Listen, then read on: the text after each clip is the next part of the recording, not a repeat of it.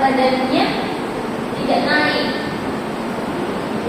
Ibu merasa khawatir pada anak ibu rapi dan terus memikirkan kondisinya karena berat badannya tak bisa naik ya ibu.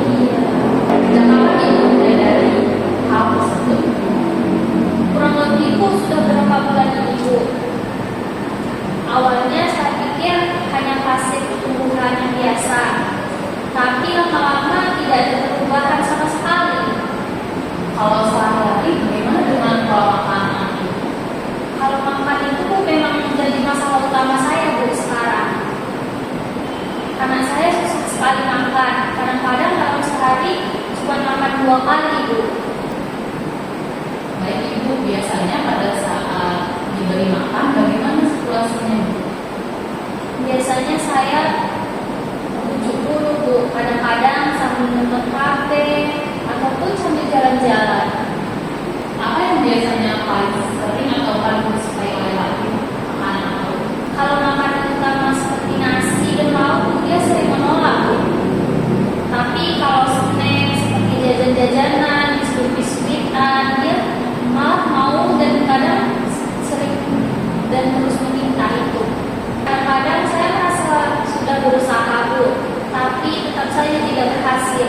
Jujur saja, saya kadang-kadang merasa gagal sebagai ibunya karena tidak bisa membuat anak saya makan seperti anak-anak yang lainnya. Baik ibu merasa sudah berusaha, namun hasilnya belum sesuai harapan sampai membuat ibu merasa gagal ya ibu. Iya. Ibu juga merasa memberi apa yang Raffi ingin makan adalah satu-satunya cara supaya dia tetap makan ya ibu. Iya, Bu.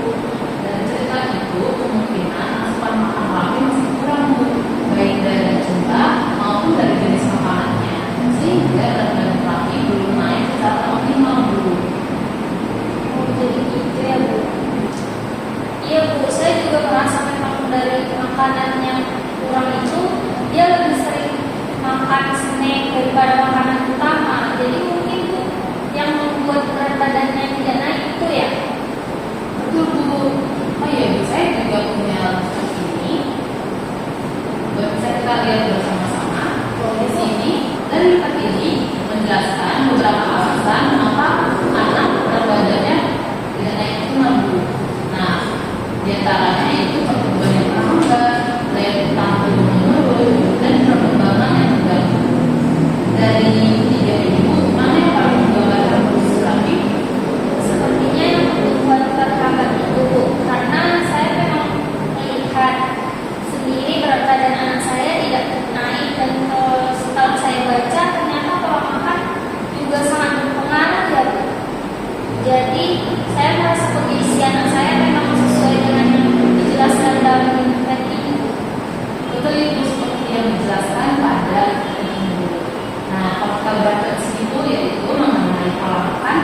Menurut Ibu, apa yang membedakan dari pola makan yang ada dalam riset ini dengan kebiasaan makan Raffi? Raffi tidak makan sering, Bu. Lalu juga jarang makan lauk seperti telur atau ayam.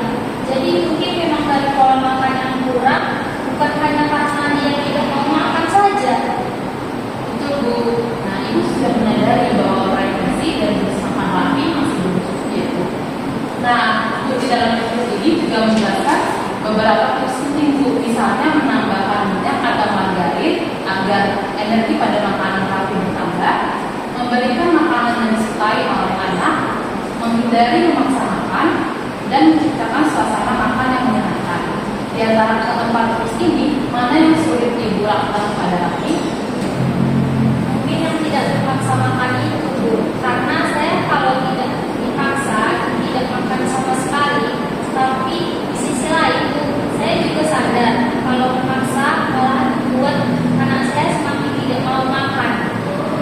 Betul Bu. Jadi Ibu merasa di satu sisi ingin Raffi makan, tapi di sisi lain Ibu juga sadar bahwa memaksa Raffi bukan cara yang tepat ya Bu. Iya, Bu. Di antara keempat tips ini Bu, bagian mana yang ingin dilaksanakan terlebih dahulu?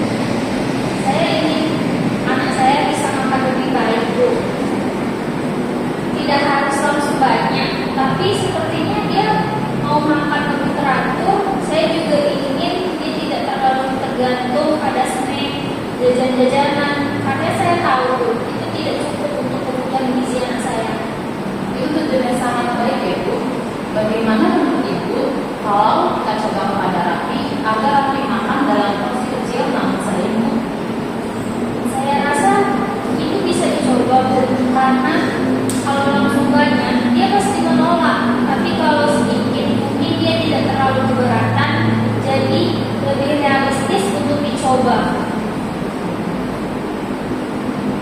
Bagus itu Bu. Nah, menurut Ibu apa yang mungkin menjadi tantangan Ibu saat Ibu menerapkan hal-hal tersebut Bu? Mungkin yang paling sulit itu Bu, di kesabaran saya sendiri Bu, karena jujur saja saya sering tidak sadar kalau dia tidak mau makan, dan kadang-kadang sudah capek menyajikan makanannya tapi malah menolak. Ya. Baik Bu, jadi tantangan terbesarnya adalah menjaga kesabaran Ibu. Nah, kalau misal ketika Ibu menerapkan hal-hal tadi kepada Raffi, namun situasi dalam hal menjaga kesabaran itu terjadi, menurut Ibu apa yang bisa Ibu lakukan agar rencana-rencana yang telah disusun dapat berjalan dengan baik Bu? Mungkin saya harus mencoba menahan diri saya dulu Bu, tidak langsung memaksa seperti biasanya. Saya bisa berhenti sebentar, kasih jeda, lalu coba lagi nanti dengan cara yang lebih santai. Saya juga ingin mencoba membuat suasana makan lebih nyaman supaya anak saya tidak merasa tertekan saat memakan. Baik Bu, itu adalah hal yang bagus dan itu datangnya dari dalam diri Ibu sendiri ya Bu. Iya Bu. Nah, rencana-rencana tadi yang telah Ibu sebutkan, kalau ketika Ibu menerapkannya dan belum berjalan sesuai dengan rencana, itu bukan kegagalan ya Bu, melainkan itu bagian dari proses. Jadi gitu ya Bu. Baik Ibu mengerti dari apa yang telah kita susun rencana-rencananya, bisa saya simpulkan ya Bu, yaitu Ibu memberi makan dalam porsi kecil tapi sering, mengurangi pemberian snack dan menggantinya dengan makanan yang lebih bergizi, menambahkan lauk seperti telur atau sumber protein yang selalu disukai, serta mencoba menciptakan suasana makan yang lebih nyaman tanpa paksaan ya Bu. Iya Bu, saya akan coba lakukan